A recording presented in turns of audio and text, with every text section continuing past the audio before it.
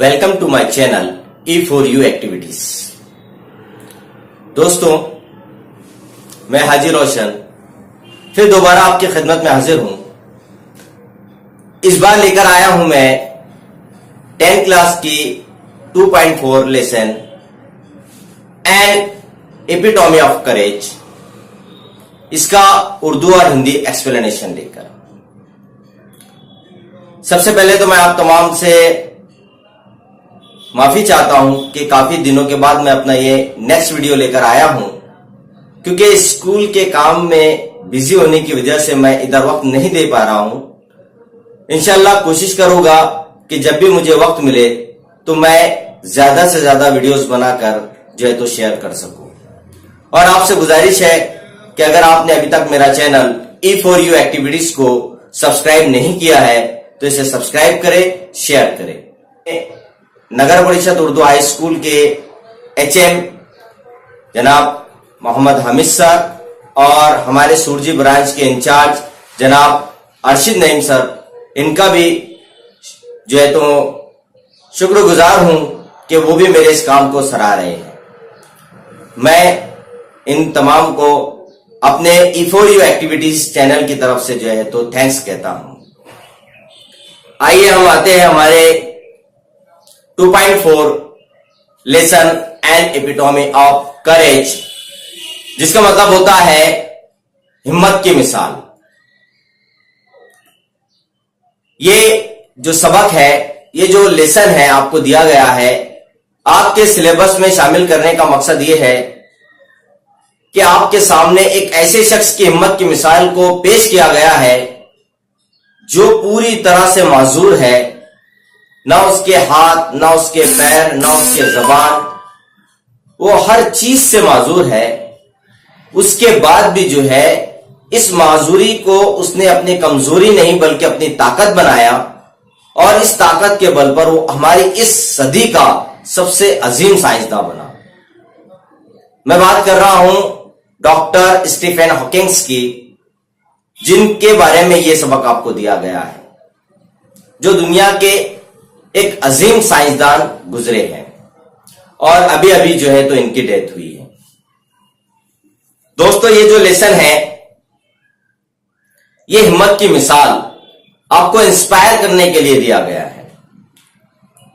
ये यहां से स्टार्ट होता है वी ऑफ वन ब्रैकेट के अंदर जो दिया गया है कि हम अक्सर देखते हैं कि लोग अपनी कमजोरियां, अपनी नाकाबिलियत, अपनी अफाइशपन को जो है तो छुपाते हैं, दुनिया के सामने उसको लाते नहीं है, और या फिर सारी जिंदगी उसके दुख और उसके मातम में गुजार देते हैं कि मैं इस बीमारी के अंदर मुब्तला हो गया हूं, मुझ में ये कमजोरी है।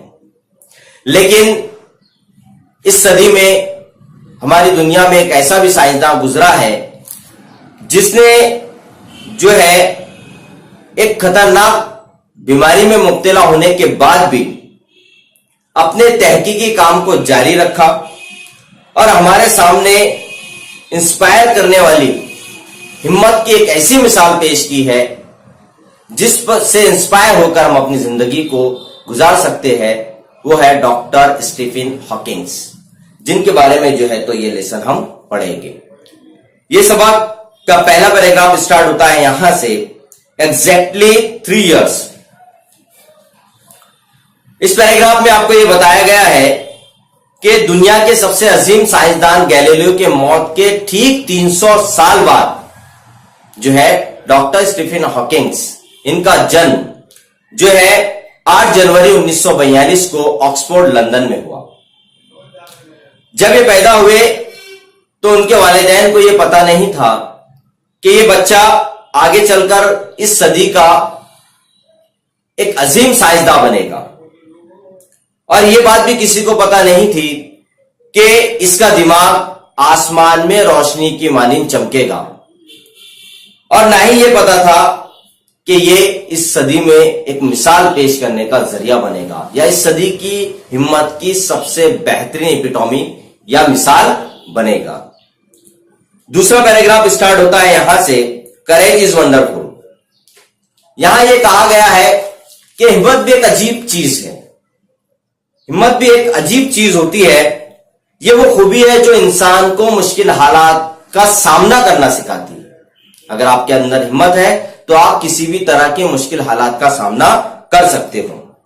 यह बात सच है कि स्टीफन हॉकिंस ने दुनिया के सामने इसके वजूद का इल्म, इसकी पहचान और इसकी उम्मीद को रखा, क्योंकि सिर्फ इसका दिमाग को छोड़ दिया जाए तो उसका सारा जिस्म जो है तो व्हील चेयर का मोहताज था। न उठ सकता था, न चल सकता था, न उसके हाथ हलते थे, न उसके पैर हलते थे, यहां तक कि वो अपने होठ भी नहीं हिला सकता था। सिर्फ उसका दिमाग उसके साथ था, बाकी तमाम चीज जो है तो उसकी माजूर हो चुकी थी। वो व्हील चेयर का मोहताज था। फिर भी उसने इस बुरी किस्मत पर गम नहीं मनाया। अपनी उस बुरी किस्मत पर जो है तो वो खुश हुआ और उसने जो है बुरी किस्मत होने के बाद भी वो दुनिया का एक अजीम साइंसदान बनकर उभरा। मतलब उसने अपनी इस कमजोरी को अपनी नाकामी नहीं बनाया, बल्कि इस कमजोरी को उसने अपनी कामयाबी बनाया और वो जो है आगे चलकर दुनिया का एक अजीम साइंसदान बना। तीसरा पैराग्राफ स्टार्ट होता है एन एवरेज चाइल्ड। यहां उसकी जिंदगी के बारे में बताया जाता है कि एक आम बच्चों की तरह वो भी जो है परवरिश पा रहा था। जैसे छोटे बच्चों को खेलने का शौक होता है, शरारत करने का शौक होता है, गाने सुनने का शौक होता है, उसी तरह से इसे भी जो है शरारतों का, मौसीकी का और एक खास शौक था इल्मे रियाजी का। इसे जो खास शौक था वो इल्मे रियाजी का शौक था।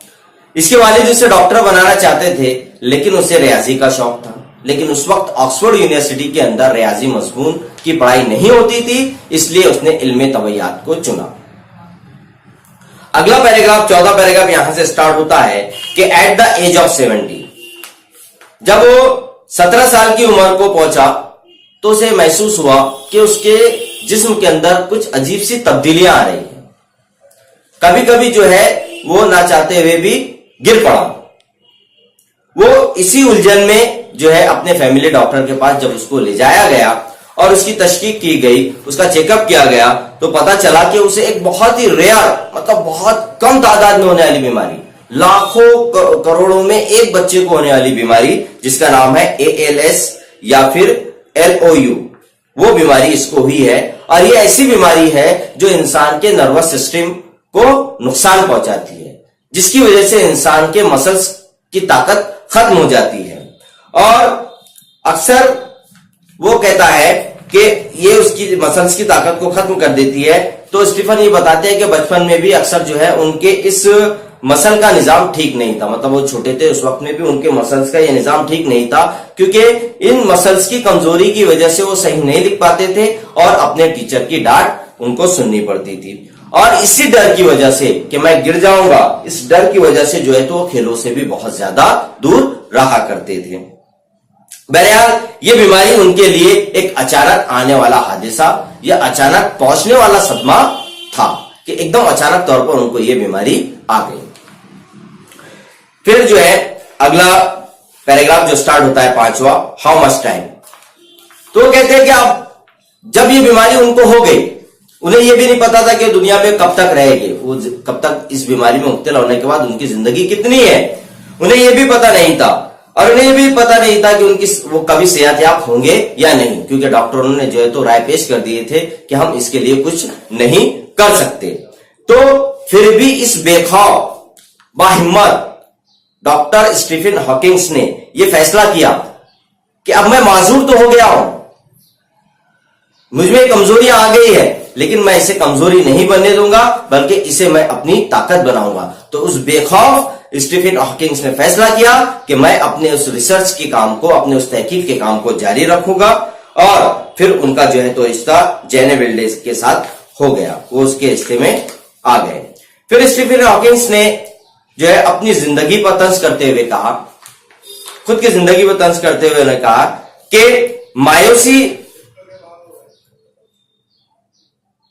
मायूसी कुन दौर में भी जिंदगी का मजा लेना शुरू कर दिया। वो कहते हैं अपनी जिंदगी को कहते हैं कि मेरी ये जिंदगी एक मायूस कुन जिंदगी बन गई थी। मेरी जिंदगी के अंदर एक गम आ गया था, एक सदमा आ गया था, लेकिन मैंने उस सदमे को छोड़कर अपनी इसी जिंदगी का, इस माजूरी वाली जिंदगी का मैंने आम लोगों की तरह मजा लेना शुरू कर दिया। और उन्होंने अपनी तहकीक को जिंदगी का मकसद बनाया और अपनी ज़हनी कुव्वत को इसमें लगा दिया, क्योंकि उन्होंने इस माजूरी को अपने ऊपर हावी नहीं होने दिया। उन्होंने अपनी जिंदगी का मकसद, जो उनका मकसद था, जो उनका गोल था, वो था अपने साइंस के अंदर तहकीक करना, रिसर्च करना, और इसी तहकीक पर उन्होंने अपनी पूरी ज़हनी सलाहियत को लगा दिया। इसलिए जो है तो उन्होंने अपनी इस जिंदगी का मजा लिया। छठा पैराग्राफ यहां से स्टार्ट होता है, इन द मैन वाइल। अब धीरे धीरे जो है ये बीमारी बढ़ती गई और उनके पूरे जिस्म पर जो है तो ये हावी हो गई, जिसकी वजह से वो पूरी तरह से माजूर हो गए। फिर उन्होंने ब्लैक होल पर रिसर्च किया और इसी रिसर्च के ऊपर उन्होंने पीएचडी की, डॉक्टरेट की डिग्री हासिल की। फिर जल्द ही उनके हाथों की भी ताकत खत्म होना शुरू हो गई, मतलब धीरे धीरे उनका एक एक आजा माजूर होता चला गया। और फिर उनके हाथों की ताकत गई, फिर उनकी जबान की ताकत भी चलेगी, मतलब वो स्पीचलेस हो गया, अब उनमें बोलने की भी ताकत नहीं रही। उन्होंने ब्लैक होल की स्टडी की और उनकी सोच को चमका दिया। उन्होंने कम वक्त में दुनिया के सामने अहमियत के आमिल ख्यालात को पेश किया, थ्योरीज को दुनिया के सामने पेश किया, मतलब बहुत ही महदूद वक्त के अंदर उन्होंने दुनिया के सामने नए नए कंसेप्ट, नए नए ख्यालात को पेश किया। साइंसदानों का यह मानना था, जो पुराने साइंसदान थे उनका यह मानना था कि इस यूनिवर्स की जो इब्तिदा हुई, शुरुआत जो हुई है, बनावट जो हुई है, वो बिग बैंग से हुई है। और इस चीज को अच्छी तरह से लोगों को समझाने के लिए उन्होंने जो है लाई अलजेब्रा नाम का एक डिवाइस इजाद किया और इसके जरिए जो है तो उस बात को कि दुनिया किस तरह से वजूद में आई, दुनिया को आसानी से समझाने के लिए उन्होंने इस चीज की इजाद की। फिर अगला जो 7वां पैराग्राफ है वह यहां से स्टार्ट होता है, तो कन्फाइंड। हालांकि वो पूरी तरह से व्हील चेयर पर मुनस्सिर हो गए थे और जिस्म पर किसी किस्म का उनका कंट्रोल नहीं रहा था, ना उनका हाथों पे कंट्रोल था, ना उनका पैरों पे कंट्रोल था, ना जबान पर, ना किसी चीज पर। वो पूरी तरह से व्हील चेयर पर मुनस्सिर हो गए थे। सिर्फ उनकी हाथों की उंगलियां और कंप्यूटर, ये दो चीजें ही उनके कंट्रोल में थी। तो अपने हाथों की उंगलियों की मदद से और कंप्यूटर की मदद से अपने ख्यालात को जो है वो दुनिया के सामने पेश किया करते थे। तो डॉक्टर हॉकिंस को साइंस के बहुत सारे सब्जेक्ट में महारत हासिल थी और उन्हें इस साइंस की रिसर्च पर बहुत सारे एजाजात, ऑनर्स, अवार्ड्स, डॉक्टरेट्स वगैरह से नवाजा गया। वो रॉयल सोसाइटी और जो है यूएस नेशनल एकेडमी, इसके भी मेंबर थे। तो इस तरह से जो है तो साइंस के अंदर उन्होंने बहुत सारे कारनामे अंजाम दिए। अगला पैराग्राफ स्टार्ट होता है, इन द स्पाइट ऑफ से। डॉक्टर हॉकिंग स्टीफन आइंस्टाइन, जो दुनिया का सबसे ज्यादा जीनियस आदमी था, जहानत में बिल्कुल उसके बराबर थे, फिर भी वो एक आम इंसान की तरह रहा करते थे। एक हम्बल इंकिसारी वाले, सादा सिंपल पसंद शख्सियत थे। उन्होंने बहुत सारी किताबें लिखी और जब भी वो कोई किताब लिखा करते थे तो एक आम आदमी को जहन में रखते हुए लिखा करते थे, क्योंकि उनके जरिए लिखी गई किताबें एक गैर साइंसदान, जो साइंसदान ना भी हो, एक आम आदमी भी आसानी से समझ सकता था। उस आम आदमी को जहन में रखते हुए वो किताबें लिखा करते थे। उनकी किताबें जो है तंजो मजा वाली होती थी और सादा होती थी। उसके बाद जो है उनकी एक किताब of brief history of time, ये उनकी एक सबसे ज्यादा बिकने वाली किताबों में से एक किताब है। 8वां पैराग्राफ स्टार्ट होता है, ऑन द बीइंग आस्क्ड। एक बार किसी ने उनसे उनकी ये एएलएस वाली जो ड्रेडफुल खतरनाक जो बीमारी है, मर्गे मर्ज जो है, जो उनको हुआ था, इसके बारे में उनसे पूछा कि आप इस बीमारी में कैसा महसूस करते हैं। तो हिम्मत और उम्मीद की मिसाल डॉक्टर हॉकिंस ने बड़ा प्यारा जवाब दिया। वो कहते हैं कि मैं दूसरों से अलग नहीं हूं, बल्कि मैं भी आम लोगों की तरह ही अपनी जिंदगी को गुजारता हूं और इस पर मैं अफसोस नहीं करता। मैं जो हूं इस पर अफसोस नहीं करता, क्योंकि इस पर अफसोस करके क्या फायदा जो मेरे हाथ में नहीं है। तो ये उन्होंने अपनी एएलएस जो बीमारी थी, इसके बारे में किसी ने उनसे पूछा तो उसको अपना उन्होंने ये ख्याल पेश किया कि मैं अपनी इस बीमारी पर अफसोस नहीं करता, क्योंकि ये मेरे हाथ में नहीं है। अगला पैराग्राफ स्टार्ट होता है, doctor Hawkins formally. Doctor Hawkins को उम्मीद है कि आने वाले दौर में जो है दुनिया के मरकजी राज दुनिया के सामने आएंगे। दुनिया को यह पता चलेगा कि दुनिया का वजूद कैसे कायम हुआ, दुनिया कैसे बनी, इसकी तारीख क्या है और दुनिया का खात्मा कैसे होगा। ये तमाम चीजें, क्योंकि उनका सारा रिसर्च इसी चीज के ऊपर गुजरा है, क्योंकि इससे पहले उन्होंने 2012 की एक प्रेडिक्ट की थी, पेशन गोई की थी कि 2012 में दुनिया खत्म होने वाली है, जबकि ये प्रेडिक्ट उनकी गलत साबित हुई। तो उन्होंने इस चीज को दुनिया के सामने पेश किया। तब उन्होंने कहा था कि जो है एक ना एक दिन ये दुनिया जरूर जानेगी कि जमीन का वजूद कैसे हुआ, इसकी तारीख क्या है और इसका खात्मा कैसे होगा। आखिरी जो लास्ट पैराग्राफ है वह यहां से स्टार्ट होता है, like doctor Hawkins. Doctor Hawkins की तरह इस दुनिया में भी बहुत सारे ऐसी हिम्मत की मिसालें मौजूद हैं। तो आइए हम उन तमाम बहादुरों को अपना सलाम पेश करें जो खुद तो माजूर है, लेकिन फिर भी जो है अपने तौर पर वो बेहतर से बेहतर देने की कोशिशें कर रहे हैं। तो दुनिया में ऐसे बहुत सारे जो है एपिटोमी ऑफ द करेजेस दुनिया के सामने मौजूद है। तो ये थी हिम्मत की एक मिसाल, डॉक्टर स्टीफन हॉकिंस। उनकी जिंदगी के बारे में कुछ इंपॉर्टेंस बातें कुछ मिसालों के जरिए आपको बताया गया है कि किस तरह से एक माजूर शख्स ने अपनी उस माजूरी को, अपनी उस कमजोरी को जो है अपनी कमजोरी नहीं बनाया, बल्कि उसे अपनी ताकत बनाया। और उस चीज को दुनिया के सामने उन्होंने एक मिसाल पेश की कि मैं माजूर होने के बाद में भी जो है तो अपना काम कर सकता हूं। आप तो माजूर नहीं हो, आप तो अट्टे कट्टे हो, तो आप अपने काम से पीछे कैसे आ सकते हो? आप हिम्मत कैसे हार सकते हो? आपको हिम्मत नहीं हारना है, आपको हिम्मत हारना नहीं बल्कि आगे बढ़ना है। और आगे बढ़कर जो है मुश्किलात का, चाहे आपकी जिंदगी में किसी भी तरह की कैसी भी मुश्किलात आए, उन मुश्किलात का आपको हिम्मत के साथ सामना करना है। उसकी एक मिसाल, एक जो है तो एपिटोमी ऑफ करेज हमारे सामने ये डॉक्टर हॉकिंग स्टीफेंस की जिंदगी है। और ऐसी बहुत सारी मिसालें हमारे आसपास देखने को मिलती है। अगर आप रिसर्च करें, आप स्टडी करें, तो आपको पता चलेगा कि दुनिया की बहुत सारी अजीम शख्सियतें ऐसी है जो पहले बहुत कमजोर थी, जो किसी ना किसी चीज के अंदर उनकी कमजोरी थी, उस कमजोरी को उन्होंने जो है ताकत में बदला और हिम्मत की मिसालें दुनिया के सामने पेश की। तो डियर स्टूडेंट्स, मैं आपसे भी गुजारिश करता हूं कि आप जो है मुश्किल हालात का हिम्मत से मुकाबला करें और मुश्किलात को कमजोरी नहीं बल्कि अपनी ताकत बनाएं। तो देखिए कामयाबी आपके कदम चूमेगी। तो ये था the epitome of epitome of courage, इसका उर्दू और हिंदी एक्सप्लेनेशन। तो उम्मीद करता हूं कि दूसरे एक्सप्लेनेशन की तरह ये एक्सप्लेनेशन भी आपको जरूर पसंद आया होगा। तो मैं फिर दोबारा आप तमाम का शुक्रिया अदा करता हूं कि आप मेरे चैनल को पसंद कर रहे हैं, मेरी हिम्मत अफजाई कर रहे हैं। और इंशाल्लाह जैसे जैसे मुझे वक्त मिलेगा तो मैं जरूर अपने वीडियोस जो है तो अपलोड करता रहूंगा। जब तक जो है तो आप बने रहिए मेरे साथ E4U activities. Thank you very much.